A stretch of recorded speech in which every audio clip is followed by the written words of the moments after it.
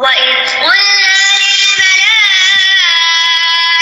اسْجُدُوا لِآدَمَ فَسَجَدُوا إِلَّا إِبْلِيسَ أَبَى وَاسْتَكْبَرَ وَكَانَ مِنَ الْكَافِرِينَ۔ اور جب ہم نے فرشتوں سے کہا کہ آدم کو سجدہ کرو تو ان سب نے سجدہ کیا سوائے ابلیس کے، اس نے انکار کر دیا اور تکبر کیا اور وہ کفر کرنے والوں میں سے ہو گیا۔ یہاں آدم علیہ السلام کا دوسرا شرف بیان ہو رہا ہے، ان کی فضیلت بیان ہو رہی ہے۔ پچھلی آیات سے پتہ چلا کہ ان کو علم دیا گیا سب سے زیادہ، وہ ان کا شرف تھا، اور یہاں اس علم کی بنا پر اب فرشتوں سے سجدے کا شرف۔ اور یہ سجدہ حقیقی معنوں میں سجدہ تھا۔ سجدہ دو طرح کا ہوتا ہے، ایک تعظیمی اور ایک عبادت کا، تو یہاں پر تعظیم کا سجدہ مراد ہے، اور ویسے بھی اللہ کا حکم ہے، اللہ تعالیٰ جو چاہے حکم دے۔ تو اب کیا ہوا؟ سارے فرشتے جھک گئے سوائے ابلیس کے، یعنی سب نے اپنی پیشانی زمین پر ٹکا دی۔ اور کامل سجدہ کون سا ہوتا ہے؟ جیسے نماز کا، جس میں پیشانی، ناک، دو ہاتھ، دو گھٹنے اور دو پاؤں زمین پر لگنے چاہیے، 7 اعضاء پر سجدہ ہوتا ہے۔ اگر کسی نے سجدہ صرف پیشانی پہ کیا اور ناک نہیں کیا تو سجدہ نہیں ہوا۔ یہ ایک زائد فائدہ تھوڑا سا بتا رہی ہوں تاکہ ہم اپنے سجدوں کو بھی چیک کر لیں۔ کچھ لوگ گھٹنوں پر ایسے اٹھتے ہیں کہ پاؤں ہی پیچھے سے اٹھا لیتے ہیں، یہ بھی درست نہیں۔ بہرحال تو یہ سجدہ اکرام اور تعظیم کا تھا، عبادت کے طور پر نہیں تھا۔ تو اللہ سبحانہ وتعالیٰ نے سب کو حکم دیا۔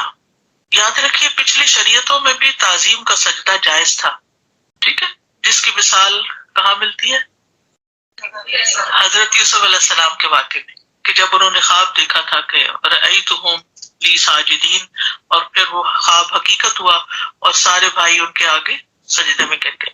ہماری شریعت میں تعظیمی سجدہ بھی جائز نہیں، صرف عبادت کا سجدہ ہے، سجدہ عبادت۔ بہرحال فسجدوا الا ابلیس، سب نے سجدہ کیا، ابلیس نے نہیں کیا۔ ابلیس جو ہے وہ جنوں کا باپ ہے، یعنی ان کا لیڈر، جیسے انسانوں کا باپ آدم علیہ السلام ہے، اس نے انکار کر دیا۔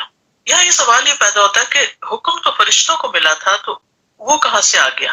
کہا جاتا ہے کہ بہت عبادت گزار ہونے کی وجہ سے اس کا اٹھنا بیٹھنا دوستی فرشتوں کے ساتھ ہو گئی تھی، تو جس وقت یہ حکم ملا تو وہ ساتھ ہی تھا، تو اس کو بھی حکم ملا، جس کی صراحت سورۃ الاعراف میں ہوتی ہے، وَمَا مَنَعَكَ أَلَّا تَسْجُدَ إِذْ أَمَرْتُكَ، تمہیں کس چیز نے روکا کہ تم سجدہ نہ کرو جبکہ میں نے تمہیں حکم دیا تھا؟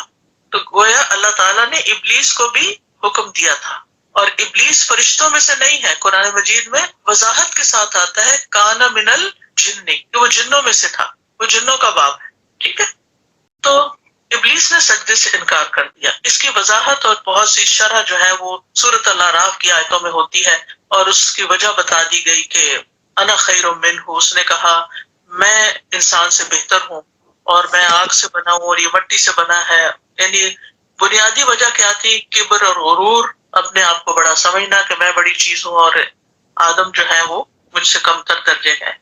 اور کچھ لوگ یہ کہتے ہیں کہ ابلیس بھی فرشتوں میں سے تھا، یہ بات درست نہیں۔ کیوں؟ کیونکہ فرشتے کس سے پیدا ہوئے ہیں؟ نور سے، اور ابلیس کس سے پیدا ہوا؟ خلقتنی من نار وخلقتہ من طین۔ تو صریح بات ہے قرآن میں کہ ابلیس آگ سے بنا ہے اور آگ سے جنات بنتے تھے، یہ جنات میں سے تھا، فرشتوں میں سے نہیں تھا۔ بہرحال اس کو بھی حکم ملا تھا۔ اب وہ جو حکمت سامنے آ رہی ہے نا، یعنی اللہ سبحانہ وتعالیٰ ایک ہی واقعے میں کیا کچھ ثابت کر رہے ہیں۔ تو آدم علیہ السلام کی تخلیق کے بعد ان کو اللہ تعالیٰ نے علم دے کر پھر مزید عزت دی اور فرشتوں اور ابلیس کو سجدے کا حکم دیا۔ سب نے سجدہ کیا، لیکن ابلیس ابا واستکبر وکان من الکافرین، اس نے انکار کر دیا، اور انکار کی وجہ کیا تھی؟ تکبر کیا، وکان من الکافرین، اور وہ کفر کرنے والوں میں سے تھا، انکار کرنے والوں میں سے تھا۔ تو یہ حسد اور تکبر تھا جس کی بنا پر ابلیس نے انکار کیا تھا۔ یہ دو بیماریاں انسانوں کے اندر بھی اگر ہوں تو ان کے معاملات کبھی درست نہیں ہوتے، ان کے حالات کبھی ٹھیک نہیں ہوتے۔ ہر دشمن دوست بن سکتا ہے سوائے حاسد کے۔ جس کے اندر حسد ہوتا ہے نا، وہ کبھی آپ کا نہیں بنتا، آپ جو چاہے اس کے ساتھ کر لیں جب تک اس کا حسد ختم نہ ہو۔ تو ابلیس کے اندر حسد بھی تھا اور ابلیس کے اندر تکبر بھی تھا، وہ خود کو آدم سے برتر سمجھتا تھا، اور یہ اس کی خام خیالی تھی کہ وہ برتر ہے کیونکہ وہ آگ سے بنا ہے۔ اس نے یہ نہیں سوچا کہ آدم علیہ السلام کو اللہ نے اپنے ہاتھ سے بنایا ہے. اور یہ آدم علیہ السلام کی ایک اور فضیلت ہے، خلقتہ بیدی، جس کو میں نے اپنے ہاتھ سے بنایا. شیطان کو یہ بات بھول گئی. 4 چیزیں اللہ نے اپنے ہاتھ سے بنائی ہیں، باقی کن سے بنائی ہیں. ہاتھ سے بنایا عرش، قلم، آدم اور جنت عدن، اور باقی مخلوقات سے کہا کن اور سب ہو گئی. ان سب چیزوں کے بہت بڑا مقام ہے. یہ جو قلم آپ کے ہاتھوں میں نا، یہ بڑے آنریبل ہیں. شکر ہے کہ قلم ہاتھ میں آئے، کیونکہ اب ٹائپنگ ذریعہ تحریر بن گئی ہے تو قلم بھی بھول گئے. پر عرش، قلم، آدم، جنت عدن، اس آیت سے یہ باتیں پتہ چلتی ہیں کہ آدم علیہ السلام کو فرشتوں پر فضیلت حاصل ہے، کیونکہ اللہ تعالیٰ نے فرشتوں کو ان کے سامنے سجدہ کرنے کا حکم دیا. دوسری بات یہ کہ اللہ کے حکم پر یہ سجدہ ہوا تھا، اور غیر اللہ کو سجدہ کرنا ویسے تو شرک ہے، لیکن اللہ کے حکم سے ہو تو یہی عبادت ہے. اللہ کے حکم سے ہوا تھا اس لیے یہی عبادت ہے. ایک جملہ ہمیشہ یاد رکھیے، عبادت کی اصل اطاعت ہے. اللہ کا ہر حکم مان لو، پسند ہے نہیں پسند، وہ سب عبادت ہے. سب ہے نا بات، عقل میں آتا ہے یا نہیں آتا مان لو. یعنی اس کی ہر وقت لاجک نہیں تلاش کرو کہ اس کا کیا حکمت ہے، اس کی کیا وجہ ہے. آج کل یہ بہت ہو گیا ہے نا کہ یہ حکم کیوں ملا، اور یہ خیر اسی میں ہے کہ جو کہا گیا بس آرام سے کر لو کہ اسی میں میرا فائدہ ہوگا، دنیا میں بھی اور آخرت میں بھی. اس آیت سے ابلیس کی کچھ مذموم صفات کا بھی پتہ چلتا ہے. مذموم یعنی جس کو کنڈیم کیا گیا، یعنی اس نے اللہ کے حکم سے انکار کیا، یہ بری صفت ہے. حق کو قبول کرنے سے انکار کیا، تکبر کیا. اللہ کی مخلوق پر اپنی بڑائی ظاہر کی، اللہ کی کریشن پر یعنی آدم علیہ السلام پر، اور پھر کفر کیا. اچھا، یہ جو یہاں نا استکبر کا لفظ سے استعمال ہوا ہے، جس کا معنی ہے تکبر میں بڑھ جانا. ویسے تو لفظ کبر ہوتا ہے نا، تکبر کے لیے کبر بھی ہوتا ہے. تو استکبر یعنی سین تے کا اضافہ ہوا ہے تو معنی میں بھی شدت آ گئی. ابلیس کے انجام سے یہ پتہ چلتا ہے کہ حق کو قبول کرنے میں اگر تکبر وجہ ہو تو اس میں انسان کی بھی پھر ہلاکت ہے، اللہ سبحانہ تعالیٰ کی ناراضگی ہے. اور تکبر کیا ہوتا ہے؟ حق سے منہ موڑنا اور لوگوں کو کمتر سمجھنا، حقیر سمجھنا. وَقُلْنَا يَا آدَمُ اسْكُنْ أَنْتَ وَزَوْجُكَ الْجَنَّةَ وَكُلَا مِنْهَا رَغَدًا حَيْثُ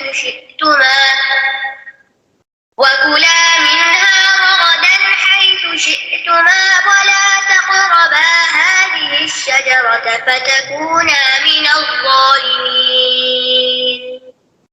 اور ہم نے کہا اے آدم، تم اور تمہاری بیوی دونوں جنت میں رہو، اور اس میں سے جہاں سے چاہو بے روک ٹوک کھاؤ، لیکن اس درخت کے قریب نہ جانا ورنہ تم دونوں ظالموں میں سے ہو جاؤ گے. اللہ سبحانہ تعالیٰ نے آدم علیہ السلام کو عزت عطا کی اور سجدہ کروانے کے بعد ان کو جنت میں بھیجا اور کہا اس میں عیش و عشرت سے رہو، بس ایک درخت کے پاس نہ جانا. پہلے ابلیس کا امتحان ہوا تھا، اب آدم علیہ السلام کا امتحان ہونے لگا، اور اس دوران ان کی بیوی حوا بھی پیدا ہو چکی تھی، اس لیے دونوں کو خطاب کیا گیا. وَقُلْنَا يَا آدَمُ اسْكُنْ أَنْتَ وَزَوْجُكَ الْجَنَّةَ. ان کی بیوی کا نام حوا ہمیں ایک حدیث سے پتہ چلتا ہے، قرآن میں یہ نام نہیں آتا، اور اس کو پیدا کرنے کا مقصد بھی قرآن میں بتایا گیا. وَالَّذِي خَلَقَكُم مِّن نَّفْسٍ وَاحِدَةٍ وَجَعَلَ مِنْهَا زَوْجَهَا لِيَسْكُنَ إِلَيْهَا. وہ اللہ ہی ہے جس نے تمہیں ایک جان سے پیدا کیا، پھر اسی سے اس کا جوڑا بنایا تاکہ وہ اس سے سکون حاصل کرے. تو اللہ نے مرد اور عورت کی شکل میں جو جوڑا بنایا ہے وہ سکون پانے کے لیے ہے. زوج کا لفظ دونوں کے لیے آتا ہے، اسپاؤس کے معنوں میں آتا ہے. اور حضرت حوا جو ہے وہ آدم علیہ السلام کے ساتھ اللہ تعالیٰ کے حکم سے جنت میں چلی جاتی ہے. اسکن کا لفظ یہاں پر آیا ہے، اقیم نہیں آیا. حقیم ہوتا ہے یہی ٹھہر جاؤ، یہی رہ جاؤ، بس جاؤ. اسکن یعنی سکون پاؤ. اس سے پتہ چلتا ہے کہ کچھ عرصے کے لیے بھیجے گئے تھے، قیام کے لیے نہیں بھیجے گئے تھے. قیام کا مطلب ہوتا ہے کہیں ٹھہر جانا، اور سکانہ کا مطلب ہوتا ہے رک جانا، ٹھہر جانا. اور گھر کو سکن کہتے ہیں کیونکہ انسان گھر میں سکون پاتا ہے. وَكُلَا مِنْهَا رَغَدًا حَيْثُ شِئْتُمَا. اور اس جنت سے دونوں خوب خوب کھاؤ. رغد ایسے رزق کو کہتے ہیں جو واسع اور کثیر ہو، یعنی جنت کی ساری نعمتیں، کھانا پینا لباس تمہارے لیے ہے، جہاں چاہو جاؤ، جو چاہو کھاؤ پیو. وَلَا تَقْرَبَا هَذِهِ الشَّجَرَةَ. لیکن یہاں کچھ ریسٹرکشن بھی ہے اب، اور وہ یہ کہ اس درخت کے پاس نہ جانا. اب یہ درخت کس چیز کا تھا ہمیں اس کا کچھ معلوم نہیں. کوئی کہتے گندم کا تھا، لیکن اللہ ہی بہتر جانتا ہے وہ کیا تھا، اور ضرورت بھی نہیں جاننے کی. بس یہی کہا گیا کہ تم اس کے پاس بھی نہ پٹکنا. یہ نہیں کہا کہ نہ کھانا، قریب بھی نہیں جانا، فتکون من الظالمین۔ اب ہوتا یہ کہ جس چیز سے انسان کو روکا جاتا ہے نا، انسان کا اسی میں تجسس بڑھ جاتا ہے، اور یہ انسان کی کمزوری شیطان نے بھانپ لی اور یہیں سے پھر وہ آیا۔ صاف بتا دیا گیا فتکون من الظالمین، ورنہ تم ظالموں میں شمار ہوگے۔ یہاں اللہ کی نافرمانی کو ظلم قرار دیا جا رہا ہے۔ جب انسان گناہ کرتا ہے، اللہ کی نافرمانی کرتا ہے، تو وہ دراصل کیا کرتا ہے؟ اپنے اوپر ظلم کرتا ہے، اور کبھی اپنے ساتھ دوسروں پر بھی ظلم کر رہا ہوتا ہے، ان کا حق نہ دے کر۔ تو بہرحال اللہ سبحانہ تعالیٰ نے ان کو واضح طور پر بتا دیا کہ ایسا نہیں کرنا۔ تو اس آیت سے جو بات پتہ چلتی ہے وہ یہ کہ اللہ تعالیٰ نے آدم اور حوا پر احسان کیا جنت میں بھیج کر، اور پھر ان کا امتحان لیا۔ اللہ تعالیٰ بندوں کو ان کی پسندیدہ چیزوں سے ہی آزماتا ہے، اور پھر کیا آزمائش ہوتی ہے کہ یہ اپنے دل کی بات، خواہش نفس کی بات مانتے ہیں یا پھر اللہ کی بات مانتے ہیں، اور یہ بات بھی پتہ چلتی کہ نافرمانیاں کرنا ظلم ہے۔ فأزلهما الشيطان عنها فأخرجهما مما كانا فيه وقلنا اهبطوا بعضكم لبعض عدو ولكم في الأرض مستقر ومتاع إلى حين۔ آخر شیطان نے ان دونوں کو وہاں سے پھسلا دیا اور انہیں اس سے نکلوا دیا جہاں وہ تھے، اور ہم نے کہا اتر جاؤ، تم ایک دوسرے کے دشمن ہو، اور تمہارے لیے ایک مدت تک زمین میں ٹھہرنا اور فائدہ اٹھانا ہے۔ فَأَزَلَّهُمَا الشَّيْطَانُ، شیطان نے انہیں پھسلایا۔ کیسے؟ اس کی تفصیل سورۃ الاعراف میں ملتی ہے کہ سٹیپ بائی سٹیپ اس نے کس طرح آدم اور حوا علیہ السلام کو وہی کام کرنے پر مجبور کر دیا یا اس پر آمادہ کر دیا جس سے اللہ تعالیٰ نے ان کو روکا تھا، اور اس کا آغاز وسوسے سے ہوا۔ وَوَسْوَسَ لَهُمَا الشَّيْطَانُ، اور شیطان کا یہی طریقہ ہے کہ سب سے پہلے وہ کسی برائی کا دل میں خیال ڈالتا ہے، اور پھر بار بار ڈالتا ہے جب تک انسان اس کی طرف متوجہ نہیں ہو جاتا۔ اب آپ دیکھیں کہ اس کے ساتھ ہی اس نے آدم علیہ السلام کے سامنے قسمیں بھی کھائیں کہ میں تمہارا بڑا خیر خواہ ہوں۔ آدم علیہ السلام بھول گئے کہ اللہ تعالیٰ نے ان کو اس سے روکا تھا، اور نتیجہ کیا ہوا کہ اللہ تعالیٰ نے ان کو وہاں سے نکال دیا۔ وَقُلْنَا اهْبِطُوا بَعْضُكُمْ لِبَعْضٍ عَدُوٌّ، ہم نے کہا یہاں سے اتر جاؤ، تم میں سے بعض کے دشمن ہیں۔ تینوں کو خطاب ہے، آدم، حوا اور ابلیس کو، اور پہلے دن سے ہی ہمیں بتا دیا گیا کہ شیطان تمہارا دشمن ہے۔ عدو مبین کا لفظ بھی آتا ہے، انہ لکم عدو مبین، اور یہ ڈے ون سے اس کے اندر عداوت آ گئی ہمارے لیے۔ وہ ہم سے عداوت رکھتا ہے، دشمنی رکھتا ہے، کیا ہم بھی اس سے رکھتے ہیں؟ وہ ہمیں دین سے پھیرنے کی کوشش کرتا ہے، کیا ہم اس کو دین کی طرف لانے کی کوئی کوشش کرتے ہیں؟ کبھی سوچا بھی نہیں۔ قیامت تک کے لیے اس کے اندر اولاد آدم کی عداوت ہے، وہ صرف آدم نہیں، اس کی ساری اولاد کا دشمن ہے۔ وہ اور اس کی اولاد بھی آدم کی دشمن ہے، اور وہ سارے مل کے کام کرتے ہیں انسانوں کو بہکانے میں۔ تو آدم علیہ السلام اور ابلیس اور ان کی اولاد ایک دوسرے کے دشمن ہیں، اور اولاد آدم بھی آپس میں ایک دوسرے کے دشمن ہیں۔ ایک معنی یہ بھی کیا گیا کہ دنیا میں انسان انسانوں کے دشمن ہوں گے، اور یہ بات ہم دیکھتے ہیں حتیٰ کہ بہت پیارے قریبی رشتوں میں بھی دشمنی ہوتی ہے، جس کا ذکر اللہ تعالیٰ نے سورۃ تغابن میں کیا ہے، یا ایھا الذین آمنوا ان من ازواجکم واولادکم عدوا لکم فاحذروہم، اے لوگو جو ایمان لائے ہو تو بے شک تمہاری بیویوں اور تمہاری اولاد میں سے بعض تمہارے دشمن ہیں، بس ان سے محتاط رہو۔ وَلَكُمْ فِي الْأَرْضِ مُسْتَقَرٌّ وَمَتَاعٌ إِلَىٰ حِينٍ، اور تمہارے لیے زمین میں ایک وقتی ٹھکانہ اور ایک وقت تک فائدہ اٹھانا ہے۔ زمین کے اوپر زندہ رہتے ہوئے مستقر ہے، اور مرنے کے بعد زمین کے نیچے مستقر ہے۔ ایک مستقر اوپر ہے، ایک نیچے ہے۔ کچھ دن ہمیں زمین کے اوپر رہنا ہے، اور اللہ ہی جانتا کتنا عرصہ زمین کے اندر رہنا ہے۔ اور متاع کہتے ہیں وقتی فائدے کی چیز، یعنی دنیا میں جو کچھ ہے نا بس تھوڑے دن کے لیے ہمارے پاس ہے، پھر یہ سب کچھ ہمارے ہاتھ سے چلا جائے گا، اس میں سے کچھ بھی ہمارے پاس پرماننٹ نہیں۔ آپ اس پر ضرور غور کیجیے، اپنی ہر بلانگنگ پہ نظر ڈال کے دیکھیے کہ کتنے دن کے لیے میرے پاس، اور اگر اللہ کے حوالے کر دوں، اللہ کے راستے میں دے دوں تو محفوظ ہو جائے گی آخرت بینک میں۔ تو دنیا صرف دارالقرار ہی نہیں بلکہ صرف متاع ہے، فائدہ اٹھانے کی چیز۔ تو اس آیت سے جو بہت بڑا سبق ملتا ہے وہ یہ کہ شیطان کے پھسلانے سے بچنا چاہیے، شیطان کے دھوکے سے بچنا چاہیے۔ پھر یہ بھی کہ جنت جو ہے وہ کہیں بلند جگہ پر ہے۔ کچھ لوگوں نے کہا زمین میں، یمن میں یہ باغ تھا، ایسا نہیں، کیونکہ فرمایا اہبطوا، اتر جاؤ، نیچے اتر جاؤ، اور انسان دنیا میں ہمیشہ نہیں رہ سکتا. اور پھر یہ ہے کہ انسان کو اس دنیا کو عارضی سمجھنا چاہیے. ہمیں یہاں سے جانا ہے اور شیطان کے دھوکے سے بچنا ہے. فتلقى آدم من ربه كلمات فتاب عليه إنه هو التواب الرحيم. پھر آدم نے اپنے رب سے توبہ کے چند کلمات سیکھ لیے تو اللہ نے اس پر مہربانی کی. بے شک وہ بہت توبہ قبول کرنے والا نہایت رحم کرنے والا ہے. اللہ تعالیٰ نے آدم علیہ السلام کو ان کے نفس کے حوالے نہیں کیا، یعنی یہ نہیں کہ بس انہیں پھر چھوڑ دیا ہو. یہ جنت سے تو نکلوا دیا گیا، دشمن بھی سامنے آ گیا. اب یہ نہیں کہا کہ اب جو جی چاہے کرو، بھٹکتے پھرو. پکا ناراض نہیں ہو گیا، بلکہ آدم علیہ السلام نے جب اللہ تعالیٰ کی طرف رجوع کیا تو اللہ تعالیٰ نے ان کو توبہ کا طریقہ بھی بتا دیا، کلمات بھی سکھا دیے. وہ کلمات بھی سورۃ الاعراف میں ملتے ہیں. ربنا ظلمنا انفسنا وان لم تغفر لنا وترحمنا لنکونن من الخاسرین. ابن عباس کہتے ہیں کہ آدم علیہ السلام نے کہا اے رب کیا تو نے مجھے اپنے ہاتھ سے پیدا نہیں کیا؟ اللہ تعالیٰ نے فرمایا ہاں کیوں نہیں. آدم علیہ السلام نے کہا کیا تو نے میرے اندر اپنی روح نہیں پھونکی؟ اللہ تعالیٰ نے فرمایا ہاں کیوں نہیں. آدم علیہ السلام نے کہا اے میرے رب کیا تو نے مجھے اپنی جنت میں نہیں بسایا تھا؟ اللہ تعالیٰ نے فرمایا ہاں کیوں نہیں. آدم علیہ السلام نے کہا کیا تیری رحمت تیرے غضب پر حاوی نہیں؟ اللہ تعالیٰ نے فرمایا ہاں کیوں نہیں. آدم علیہ السلام نے کہا اگر میں توبہ کر لوں اور اپنی اصلاح کر لوں تو کیا آپ مجھے اپنی جنت میں واپس لوٹا دیں گے؟ اللہ تعالیٰ نے فرمایا ہاں کیوں نہیں. تو اس پر ابن عباس کہتے ہیں کہ اس میں یہی کلمات مراد ہیں، یعنی توبہ کرنے کے کلمات. یہ عاجزی کا ایک طریقہ ہے. اور آدم کو اپنی غلطی کا احساس ہو گیا کہ میری غلطی تھی اور مجھے واپس وہیں جانا. دکھا دیا نا ایک دفعہ جنت کو، کیسی ہے جنت. اللہ تعالیٰ نے جب جنت بنائی تو جبریل علیہ السلام کو دکھایا تو انہوں نے کہا کہ جو اس کو دیکھے گا وہ لازماً اس میں آ کے رہے گا. لیکن جب اس کو مشکلات سے گھیر دیا گیا کہ بہت کم آئیں گے یہاں ان مشکلات کو پار کر کے. بہرحال اس سے فرق بھی پتہ چلتا ہے کہ آدم علیہ السلام سے بھی غلطی ہوئی اور شیطان سے بھی غلطی ہوئی. شیطان نے اپنی غلطی کی حجتیں پیش کی اور توبہ نہیں کی بلکہ مہلت مانگی کہ میں اور غلطیاں کروں، اور آدم علیہ السلام نے توبہ کر لی. تو جو شخص توبہ کر لیتا ہے اللہ تعالیٰ اس پر مہربان ہو جاتا ہے. فتاب علیہ، اللہ اس پر مہربان ہو گیا.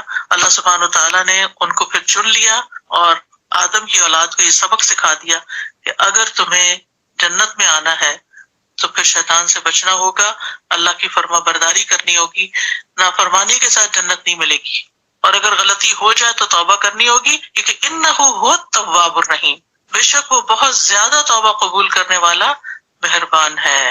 یہ بھی اللہ تعالیٰ کے دو نام ہیں، تواب اور رحیم. وہ رحمت کی بنا پر غلطی معاف کر دیتا ہے. اور انسانوں کا کیا حال ہے کہ اگر کسی کے جناب میں غلطی ہو جائے تو ساری زندگی نہیں بھولتے، بار بار تانے دیتے رہتے ہیں. ہمارے لیے اللہ تعالیٰ کا احسان ہے کہ اس نے ہمیں راہ دکھائی، ہدایت دی، توبہ کے طریقے بتائے. اور یہ کلمات بہت ہی بہترین، علماء کہتے ہیں کہ یہ مقبول دعا ہے. جو یہ مانگے گا اس کی دعا اسی طرح قبول ہو جائے گی جیسے آدم علیہ السلام کی ہوئی تھی. اور اس میں اپنی غلطی کا اعتراف ہے. ربنا ظلمنا انفسنا. اللہ تعالیٰ کو عاجزی بہت پسند ہے اور اللہ تعالیٰ کو معاف کرنا بھی بہت پسند ہے، اور توبہ کرنے والے سے بہت خوش ہوتا ہے اور اس کو پاک صاف کر دیتا ہے، اس کو انعامات دیتا ہے. قُلْنَا اهْبِطُوا مِنْهَا جَمِيعًا فَإِمَّا يَأْتِيَنَّكُم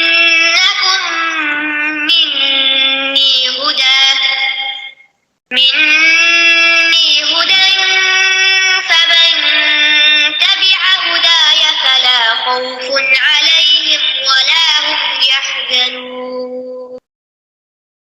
ہم نے کہا تم سب یہاں سے اتر جاؤ، پھر اگر تمہارے پاس میری طرف سے کوئی ہدایت آئے تو جو میری ہدایت کی پیروی کریں گے تو ان پر نہ کچھ خوف ہوگا اور نہ وہ غمگین ہوں گے. قلنا، ہم نے کہا، یعنی اللہ سبحانہ تعالیٰ نے یہ وی رائلٹی کی ہے. ٹھیک ہے، اللہ تعالیٰ اپنے لیے کبھی جمع کا صیغہ استعمال کرتے ہیں، اس کا یہ مطلب نہیں کہ نعوذ باللہ وہ ایک سے زائد ہے، بلکہ ہم یعنی عزت کے تکریم کے لیے ہے.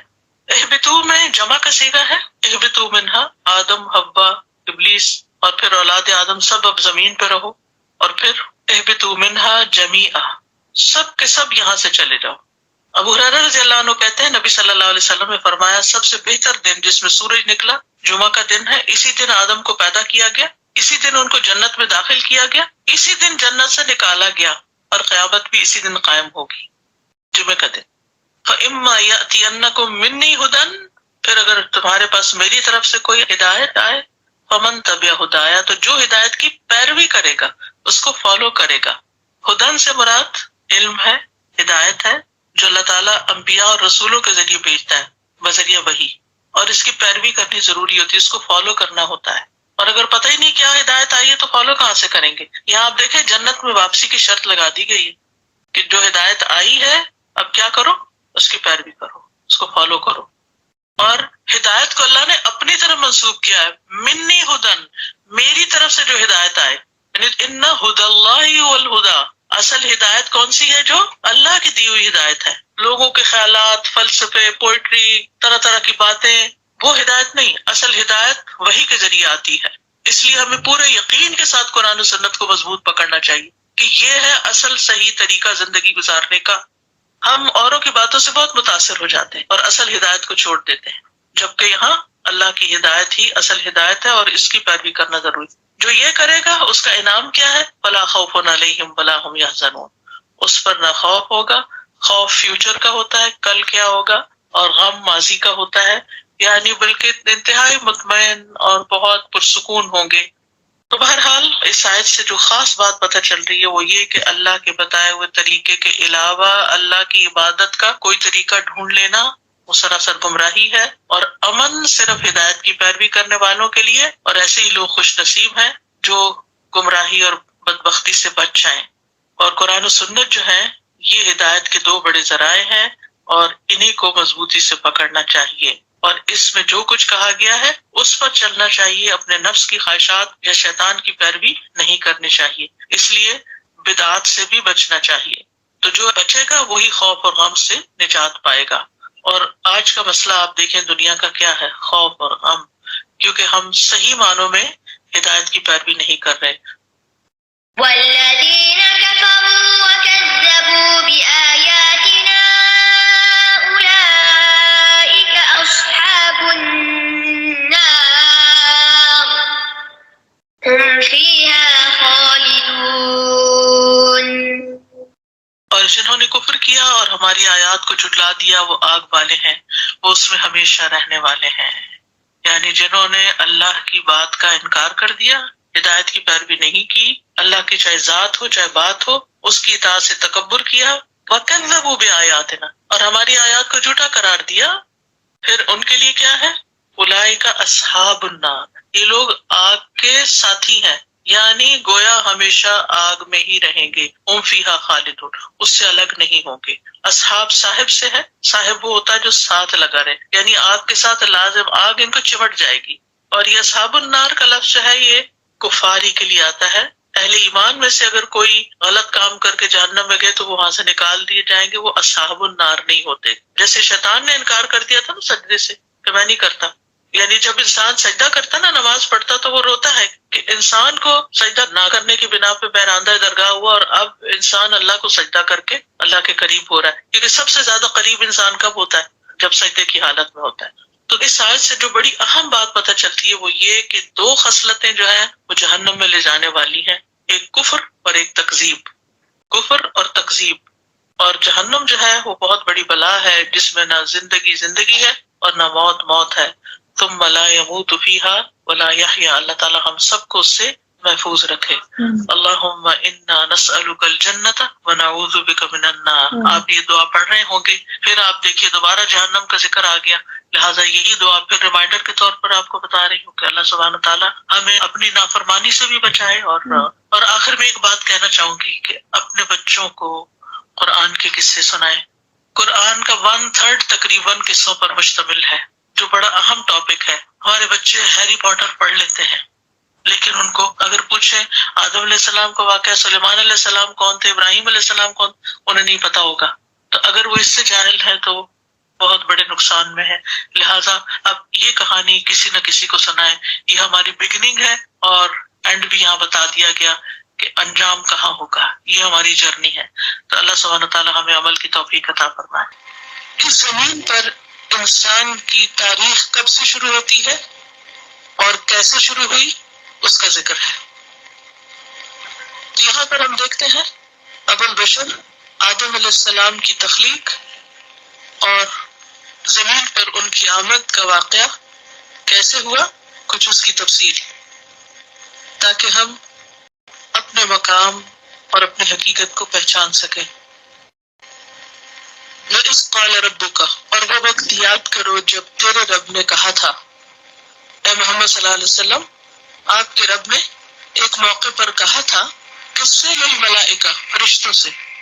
کیا کہا تھا؟ انی جاعل فی الارض خلیفہ، کہ میں زمین میں ایک جانشین پیدا کرنے والا ہوں. جانشین کس معنی میں؟ انسانوں سے پہلے جو مخلوق تھی یہاں پر، انہوں نے زمین میں طرح طرح کا فساد کیا. اب اس کے بعد ایک اور مخلوق کو اس زمین پر بسانے والا ہوں، ان کے بعد لانے والا ہوں، زمین کو ان کے ذریعے یعنی انسان کے ذریعے آباد کرنے والا ہوں. اور خلیفہ کا عام طور پر جو معنی ایک اقتدار کے معنوں میں یا اقتدار کے کانٹیکسٹ میں آتا ہے، بعض نے یہاں اس سے مراد وہ لیا ہے، لیکن بات یہ ہے کہ آدم علیہ السلام کو زمین میں کوئی حکمران بنا کے نہیں بھیجا جا رہا تھا، اور آدم علیہ السلام آ کر کوئی حکومت قائم کرنے والے نہیں تھے. اس لیے یہاں خلیفہ سے مراد وہ خاص ٹرم خلیفہ کی نہیں ہے، بلکہ اس سے مراد زمین کی آباد کاری کی طرف اشارہ ہے کہ زمین پر انسان کی آمد ہے اور اس کے با اختیار ہونے کی طرف اشارہ ہے، کیونکہ آپ دیکھیے خلیفہ کے پاس اختیار بھی ہوتا ہے. تو یہاں پر خلیفہ کا لفظ انسان کے با اختیار ہونے کی طرف اشارہ کر رہا ہے کہ زمین پر ایک ایسی مخلوق پیدا کرنے والا ہو جو با اختیار ہوگی، اور جب وہ مرے گا تو اس کے بعد اس کی اولاد آئے گی، پھر اس کی اولاد کی اولاد. تو بیسیکلی خلیفہ کے دو معنی ہیں. نمبر ایک تو خود آدم علیہ السلام جو جنوں کے بعد ایک نئی مخلوق یعنی انسان کی زمین پر آباد کاری کا آغاز کرنے والے تھے، اور دوسرا معنی جنریشنز، اور واحد بول کر جمع مراد ہے، جیسے قرآن مجید میں بھی آتا ہے وَيَجْعَلُكُمْ خُلَفَاءَ الْأَرْضِ، جس نے تمہیں زمین کا خلیفہ بنایا. اور انسانوں سے پہلے زمین پر مخلوق تھی یا نہیں، اس کی دلیل کیا ہے؟ خود قرآن مجید ہی کی ایک آیت، اور وہ آیت ہے سورۃ الحجر کی 27 آیت، وَالْجَانَّ خَلَقْنَاهُ مِنْ قَبْلُ مِنْ نَارِ السَّمُومِ، اور جنوں کو ہم نے اس سے پہلے یعنی انسان سے پہلے بنایا آگ کی لپٹ سے. قالو، انہوں نے کہا، کنہوں نے؟ فرشتوں نے. کیا کہا؟ اتجعلو، کیا تو بنائے گا؟ فیہا، اس میں، کس میں؟ زمین میں. من یفسد فیہا، جو اس میں فساد کرے گا. ویسفک الدماء، اور خون بہائے گا، یہ فساد کی انتہا ہو جائے گی. سوال یہ پیدا ہوتا ہے کہ فرشتوں کا یہ سوال کیا اعتراض تھا؟ نہیں، اعتراض نہیں تھا. وہ اللہ تعالی کی رائے معلوم کرنا چاہ رہے تھے کہ آپ ایک ایسی مخلوق کیوں بنانے والے ہیں جو با اختیار ہوگی اور اپنے اختیارات کا پھر ناجائز استعمال بھی کرے گی اور زمین میں فساد پھیلائے گی. ایک اور بات یہاں سے یہ بھی پتہ چلتی ہے کہ فرشتے عقل مند اور باشعور مخلوق ہیں، کیونکہ ان کا سوال ان کے باشعور ہونے کی علامت ہے. اور پھر اللہ سبحانہ وتعالی اپنے ارادے کو فرشتوں کے سامنے جو پیش کر رہے ہیں، اس میں بھی ہمارے لیے ایک سبق ہے. کیا؟ کہ کوئی کام کرنے سے پہلے دوسروں کے ساتھ اس کا ذکر کرنا پسندیدہ ہے. اس کا یہ مطلب نہیں کہ اللہ تعالیٰ ان سے پوچھ رہے تھے کہ کیا میں بناؤں یا نہ بناؤں. اللہ تعالیٰ اپنا ارادہ ظاہر کر رہے ہیں، اور اللہ تعالیٰ کا ارادہ جان کر فرشتے مزید معلوم کر رہے ہیں کہ آپ کا یہ پروگرام کہیں ایسا تو نہیں کہ زمین میں پہلے سے بھی زیادہ خرابی لانے کا سبب بنے. کیونکہ اس سے پہلے جو جنات تھے زمین پر، روایات میں آتا ہے کہ وہ بہت زیادہ انہوں نے فساد کیا اور بگاڑ پیدا کیا. تو ان کو ختم کرنے کے بعد ایک اور مخلوق کو زمین پر بسانے کا اللہ سبحانہ وتعالی نے ارادہ کیا. پھر فرشتوں نے مزید کہا وَنَحْنُ نُسَبِّحُ بِحَمْدِكَ، اور ہم آپ کی تسبیح کر رہے ہیں آپ کی حمد کے ساتھ، یعنی خوب خوب تعریف کر رہے ہیں، اور آپ کو ہر عیب سے پاک قرار دیتے ہیں، دل سے بھی، زبان سے بھی، وَنُقَدِّسُ لَكَ، اور آپ کے اتنے فرما بردار ہیں کہ ہمارے سارے ماحول کے اندر صرف آپ کی اطاعت ہی اطاعت ہے، کہیں کوئی نافرمانی نہیں. تو کیا اتنا کافی نہیں؟ کیونکہ پیچھے ہم پڑھ چکے نا کہ انسان کو اللہ نے اپنی عبادت کے لیے پیدا کیا، تو فرشتوں کو یہ بھی معلوم تھا کہ انسان سے بھی عبادت مطلوب ہے. تو انہوں نے کہا کہ ہم بھی خوب عبادت کر رہے ہیں، تو مزید ایک ایسی مخلوق جس کے پاس اتنا اختیار ہوگا کہ وہ جو چاہے کرے، تو اس سے زمین میں فساد ہوگا، خون بہے گا، تو یہی کافی ہے جو ہم کر رہے ہیں. قال، اللہ تعالیٰ نے فرمایا، انی عالم، بے شک میں جانتا ہوں، ما لا تعلمون، جو تم نہیں جانتے. کہ زمین پر صرف فساد کرنے والے لوگ ہی نہیں آئیں گے، بلکہ زمین پر انبیاء، صدیقین، صالحین اور شہداء بھی آئیں گے. اب دیکھیں کہ بعض اوقات ہم کسی چیز کے صرف ایک پہلو کو دیکھتے ہیں اور اس کو جنرلائز کر دیتے ہیں. مثلا کسی انسان میں اگر بہت ساری خیر اور خوبی ہے اور اس کے ساتھ کوئی خامی بھی ہے، تو عموماً طرز عمل کیا ہوتا ہے؟ اس کی ساری خوبیوں کو بھول کر ہم کیا کہتے ہیں؟ اس میں تو کوئی خیر ہی نہیں. انسان کو اللہ نے جو ارادہ اور اختیار دیا ہے، عقل دی ہے، سمجھ دی ہے، اگرچہ اس ارادے اور اختیار کے غلط استعمال کی وجہ سے بسا اوقات انسانوں سے غلطیاں ہوتی ہیں، اور وہ غلطیاں بعض اوقات فساد اور خون بہانے تک کے درجے کو پہنچ جاتی ہیں. لیکن اس کے ساتھ ساتھ انسانوں کے اندر خیر اور بھلائی کے بھی ایسے بہت سے پہلو ہیں جو نہ فرشتوں کے اندر ہے اور نہ ہی جنات کے اندر، وہ صرف انسانوں ہی کے اندر ہے. تو ایسا نہیں کیا جا سکتا کہ کسی چیز کے صرف خراب پہلو کو دیکھ کر یا کسی چیز کے ناپسندیدہ پہلو کو دیکھ کر اس کے بارے میں ایک عمومی فیصلہ دے دیا جائے اور یہ کہا جائے کہ اس کو ہونا ہی نہیں چاہیے. مثلا اب دیکھیے کہ جیسے شادی کے بعد ہسبینڈ اور وائف میں اگر کوئی مس انڈرسٹینڈنگ ہوتی ہے یا کوئی لڑائی جھگڑا ہوتا ہے، تو عموماً کیا کہتے ہیں کہ اس سے بہتر ہے شادی نہ ہوتی. کیا واقعی شادی نہ کرنا بہت پسندیدہ ہے؟ نہیں، لیکن سب کو پتہ ہے شادی ہوگی تو مشکلات بھی ہوں گی. دنیا میں کوئی بھی کام ایسا نہیں کہ جس کے کرنے میں صرف انسان کو آسانی ہی ہو. آسانی کے ساتھ مشکلات بھی ہوتی ہیں، لیکن کبھی بھی انسان کو یہ نہیں سوچنا چاہیے کہ چونکہ اس کام میں مشکلات ہیں اس لیے مجھے یہ کام کرنا ہی نہیں چاہیے. بہت سے کام ایسے ہیں کہ جن میں جب مشکلات ہوتی ہیں تو مشکلات کے ساتھ آسانی بھی ہوتی. اس زمین پر بھی اس وقت جتنا فساد اور جتنی تباہی اور جتنی انسانوں کی بے حرمتی کرتے ہیں، ان سب کو دیکھ کر تو لوگ کہتے ہیں فرشتوں نے سچ ہی کہا تھا. لیکن وہ بھول جاتے ہیں کہ انسان نے آ کر صرف فساد ہی نہیں کیا، انسانوں نے زمین پر بہت سے اچھے کام بھی کیے. جو کچھ اللہ کی تخلیق کے اندر غور و فکر انسانوں نے کیا، وہ جنات نے نہیں کیا، وہ فرشتوں نے نہیں کیا. اور نیکی کی جو اعلیٰ ترین مثالیں قائم کی انسانوں نے، وہ بعض اوقات جنوں اور فرشتوں نے نہیں کی. تو اس لیے اللہ سبحانہ و تعالیٰ نے کیا فرمایا کہ جو میں جانتا ہوں وہ تم نہیں جانتے. مثلا اگر آپ کوئی پھل کھانا چاہتے ہیں تو اس کے لیے آپ کو درخت اگانا ہوگا. اب اگر آپ درخت اگاتے ہیں تو پورے درخت کے مقابلے میں پھل کتنے ہوتے ہیں؟ اس پر کم ہوتے ہیں نا. اگر کوئی کہے نہیں میں درخت نہیں اگاؤں گا کیونکہ اس میں اتنی زیادہ تو لکڑی ہوتی ہے اور اتنے پتے ہوتے ہیں اور پھل تو بالکل تھوڑے ہوتے ہیں، لیکن تھوڑے پھل کے لیے آپ کو لکڑی اور پتے اور باقی چیزیں برداشت کرنی ہوتی. اسی طرح بسا اوقات کسی چیز کے اندر بظاہر خیر کا پہلو بہت کم ہوتا ہے، بہت تھوڑا ہوتا ہے، پرپورشن بہت کم ہے، لیکن وہ اتنا قیمتی ہے، وہ اتنا اچھا ہے کہ اس کی وجہ سے باقی غیر ضروری کو بھی برداشت کر لیا جاتا ہے. تو یہاں ہم یہ نہیں کہہ سکتے کہ فرشتوں کو اعتراض تھا اور نعوذ باللہ ان کا اعتراض بہت درست تھا اور دیکھو یہ پروف ہے کہ دنیا میں اس وقت کیا کچھ ہو رہا ہے اور انسان انتہائی غلط کر رہا ہے.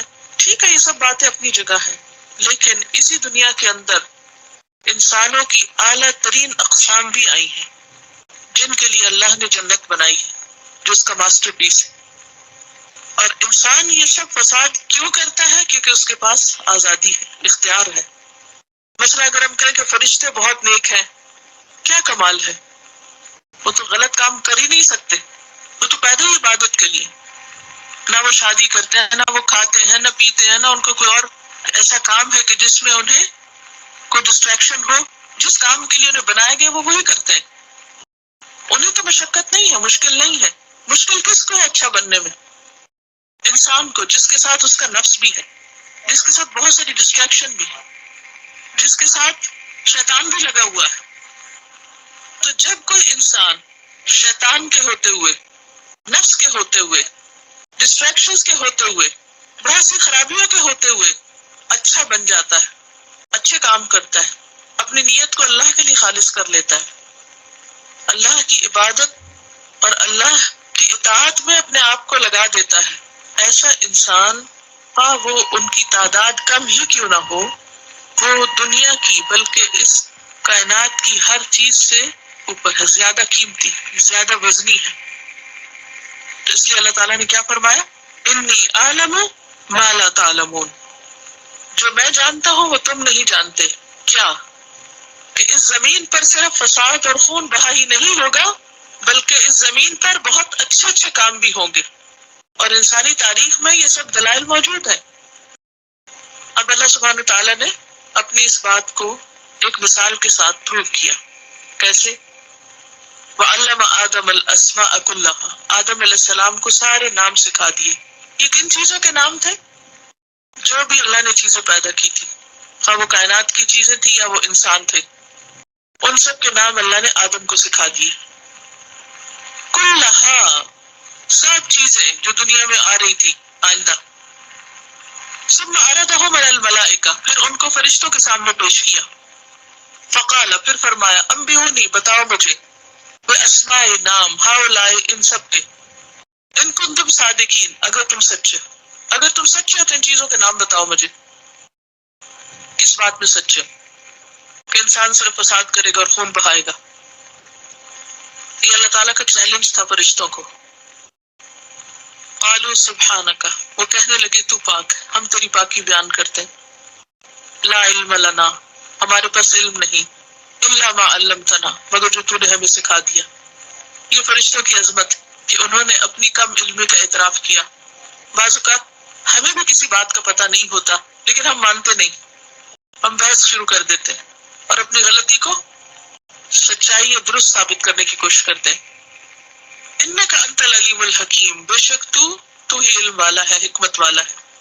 اور یہ حقیقت ہے، ولا یحیطون بشیء من علمہ الا بما شاء، کہ بندے یا مخلوق اللہ کے علم کا احاطہ نہیں کر سکتی.